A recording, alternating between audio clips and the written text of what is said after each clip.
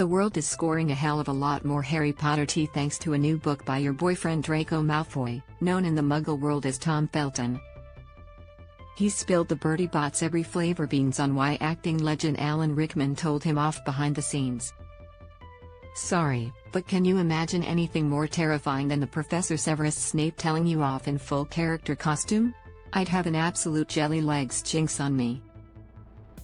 Felton's new book Beyond the Wand will be released on October 18th. It's a memoir discussing his time on the HP set, so I'm sure everyone will be chomping at the bit to accio it off the shelves.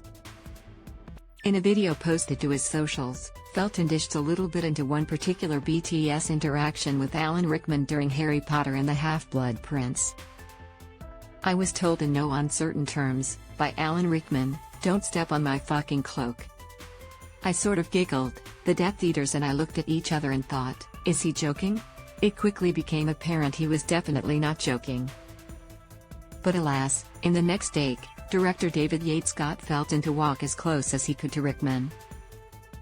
I can feel the suspense building.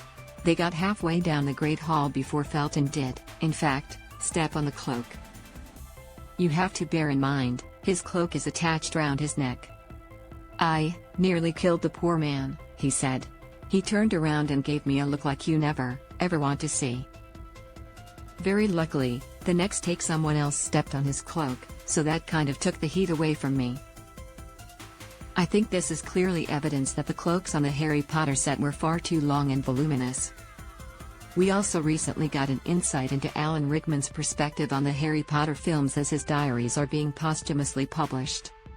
In excerpts of his diaries published by The Guardian, Rickman wrote about trying to leave the franchise a number of times. And on The Half-Blood Prince, he described having the urge to bang the three Davids, Yates and producers David Heyman and David Barron, heads against the nearest wall. I get the character development and the spiffing effects, dazzling, but where is the story? He wrote. Look, maybe he was just really annoyed by the whole cloak incident?